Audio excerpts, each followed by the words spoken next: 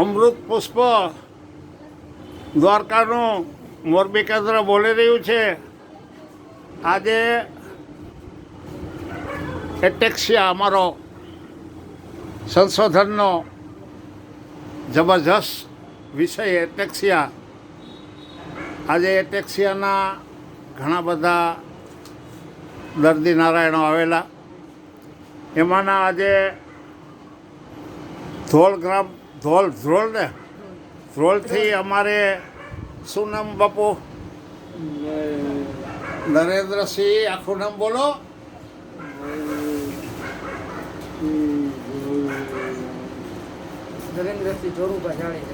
નરેન્દ્રસિંહ જોરુભા જાડેજા. કાંઈ વાંધો નહીં, અત્યારે નથી બોલી શકતા તમે? કા હો કાવ એટેક્સિયા કેટલો ટાઈમ થયો?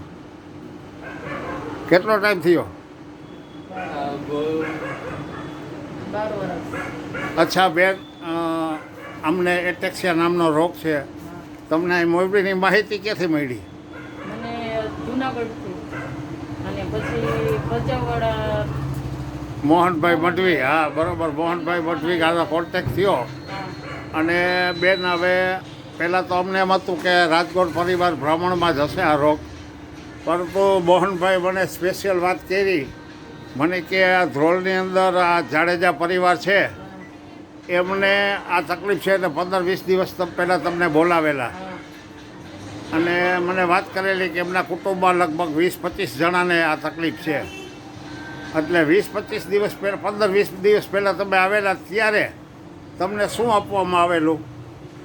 અહીંથી તેલ માલિશ કરવાનું તેલ આપ્યું હતું અને ઘરની અમુક વસ્તુથી કીધું હતું કે આની ઘરેથી પાડજો અને એ ખવડાવજો. એટલે એનાથી ફેર છે 10%. એનાથી ખાલી 10% એટેક્સિયા ઓઇલ લગાવ્યું. હા, એટેક્સિયા ઓઇલ લગાવ્યું અને તમને ઘરેથી ઝીણી મોટી વસ્તુ આપી હતી.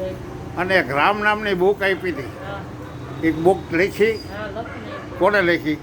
એમાં મેં લખી અને અમારા ઘરના મેં લખી. એ લખી હી કા? હા, બતાવો જોઈએ મને.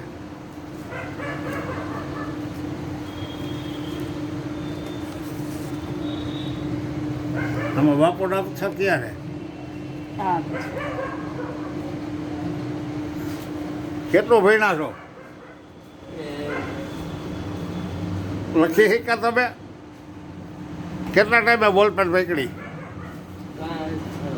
5-6 વર્ષથી 5 વર્ષ બોલપેન લખી કે બેન કે બોલપેન પડી જતી? પડી જતી હતી, પણ અત્યારે તો લખી કે પડે પાછી લઈ. કાંઈ વાંધો નહીં બેન, આ એટેક્સિયા રોગની અંદર અમને સફળતા જબરદસ્ત મળતી આવે છે. આજે હું તમને અમૃત પુષ્પ અને વગેરે આપી દઉં છું.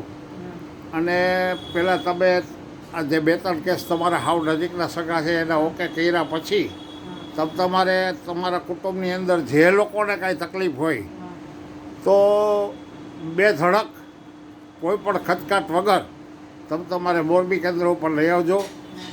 આપણે ટોટલી વસ્તુ ફ્રીમાં આપીએ છીએ. એટલે એનું જરાય મનમાં ઓલું કર્યા વગર.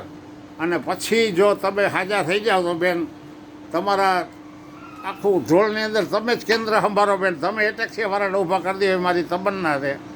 અને તમને આખું બધું શીખડાવી દેવામાં આવશે. કારણ કે અમારે તો શીખડાવીને જ જવું છે બધાને, બરાબર? એટલે પરેજી પાડજો. આજ તમને પરેજીનું બધું અમારે મનસુખભાઈ સમજાવી દે છે. અને તમે બીજો એક સવાલ કર્યો ને બેન, મને બહુ ગમ્યું કે ભાઈ અત્યારે તો આ બાપુને છે, તમે કેટલા વર્ષથી સેવા કરો છો? 12 વર્ષથી સેવા કરો છો. ધન્યતા તો તમને દેવી પડે ઓમ તો બાપુ, બરાબર ને? 12 વર્ષથી. અને તમે કાંઈક કહેતા હતા ગીત ગાવાનું, કયું ગાશો? બાપ તારું પ્રકાશ. કાંઈ વાંધો નહીં, આવતા વખતે ગાવું પડશે હો. એટલે બેન, આની અંદર તમે મજબૂત દિલ રાખીને કરજો. તમારા પ્રોબ્લેમ જે કાંઈ છે એમને જોઈ લે છે. તમે પહેલાં મજબૂત, જો તમે સેવા કરવાવાળા મજબૂત હશો ને તો જ એની સેવા કરી શકશો, બરાબર? જય દ્વારકાધીશ.